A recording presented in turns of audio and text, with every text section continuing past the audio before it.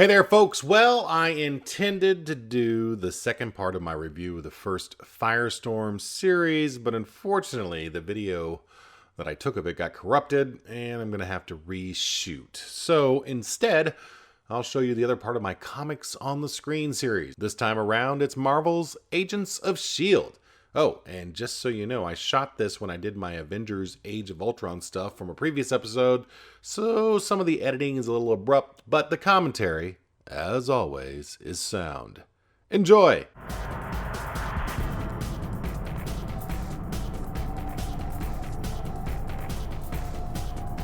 So, sticking with the Marvel Cinematic Universe, but let's go to the small screen. Season 3 of Marvel's Agents of S.H.I.E.L.D. has premiered and has had 2 episodes as of this recording. From what I've read about the first 2 shows, a lot of people are saying, hey, this is the Agents of S.H.I.E.L.D. we expected when the series was first announced. And let's face it, that first season, at least the first half of it, was kind of lame. It started off kind of strong, was kind of exciting, but just ran out of gas pretty quick, right up until Captain America Winter Soldier came out and all of S.H.I.E.L.D. was destroyed. Obviously, that's going to affect the Agents of S.H.I.E.L.D., and they handled it great. It was a nice tie-in. It truly shows that what happens in the movies does affect all of the Marvel universe, whether it's on the big screen or the small screen. The rest of season 1 and then into season 2, I mean, it was cooking with gas in that second season, and I enjoyed it. And so far, with this first 2 episodes of the current season, but they're really picking up where they left off, and again, getting more into what people thought the show was going to be in the first place. So this season, they're kind of focusing a little bit, or at least for the first two episodes that I've seen, they're focusing on getting their own team of elite super agents, super-powered agents. And of course, this is in the form of the Inhumans. And their very first one is obviously Skye, or Daisy as she goes by now, who has the Quake-like powers to control Earth tremors and vibrations and such. And they've been using her power actually very well. What's nice about it, I'm sure from a special effects standpoint and also keeping under a TV budget, is that it really doesn't require a whole lot of special effects to make it effective. They show some visual effects when she's shooting the vibrations out of her hands, and then basically you just kind of have the camera shake to emulate the shaking and some things falling down. But, you know, that's cool. You know, they actually can show she has a very formidable set of powers, and they can do it without having to have a lot of special effects. So she's the first agent they've got. The first episode of the season 3 introduced a new guy who discovers he's an Inhuman and has the ability to melt metal, I think. They have not actually made him an official part of the team, but it is an ongoing thing going on so far.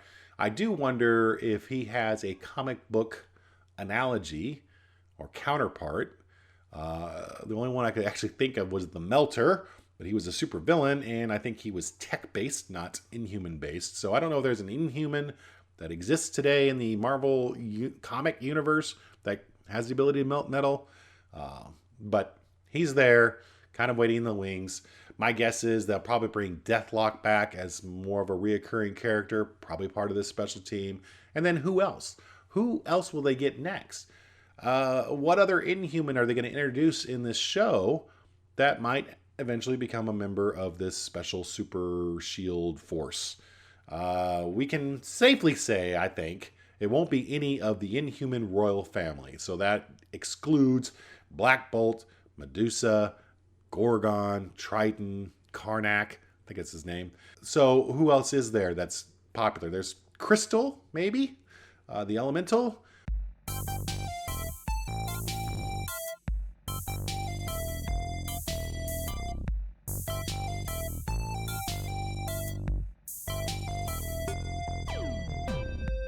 And there's Lockjaw. Could they bring him? That would be a nice little easy tie-in. You've got the teleporting dog that could be introduced in Agents of S.H.I.E.L.D. and carried over into the movie.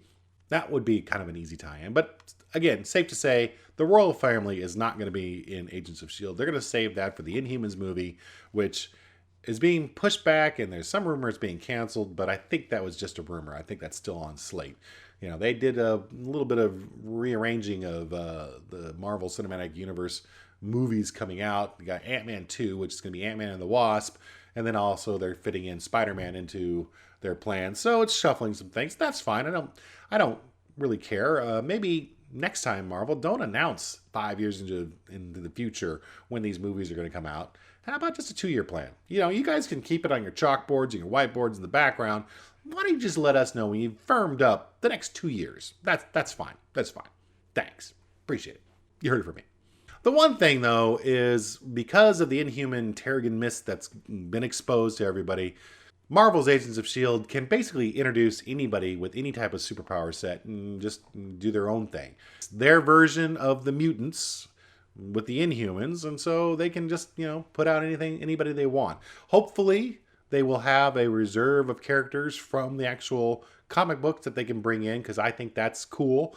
I don't want to see just new guys all the time being introduced. I'd rather see some actual nods to the comic books as much as possible. So going back to the Marvel Cinematic Universe, again on the small screen, Agent Carter is getting a second season. There was a little bit of wonder if they would after the first season, which I think did okay, but maybe not as well as they thought it might. I loved it. I'm not sure if I've even talked about this before, but Agent Carter, if you have a chance to go onto Netflix, which I think it's available on Netflix or Hulu, one of them, you watch that first season. It was a mid-season replacement last year basically came on when Marvel's Agents of S.H.I.E.L.D. went on hiatus for the winter break or whatever it is. And I thought it was well done. Great stories. Love seeing the S.H.I.E.L.D., the start of S.H.I.E.L.D. as it occurred in the 50s or so. And they're going to continue that in January, I believe, of 2016, probably again in line with Marvel's Agents of S.H.I.E.L.D. going on hiatus. We'll have a second season of Agent Carter. I know nothing about what's supposed to happen. I think I saw some shots of it, but nothing retained as far as what a plot's going to be, other than her probably kicking ass. What else do you need to know? I mean, it's Agent Carter. She's in all the movies, seems like. She has an appearance here and there. She has an appearance in Age of Ultron. So I'm glad to see that they're going to do another season of that. And we'll see what happens with it. Maybe it will continue on as just kind of a mid-season replacement, and why not? Or maybe it gets moved over to Netflix, along with Daredevil and Luke Cage and Jessica Jones. By the way, they have dropped the trailers for Jessica Jones. That looks amazing. Can't wait to see that. And they've also just recently, I think today, did a small little trailer for season 2 of Daredevil, and that also looks good. And in case you didn't know, the Punisher is going to show up there, and I think Elektra as well. So, should be good. Daredevil was also another really, really great series, and if you did not watch it on Netflix, shame on you. Shame on you. So that was me, Kevin, and that was my commentary.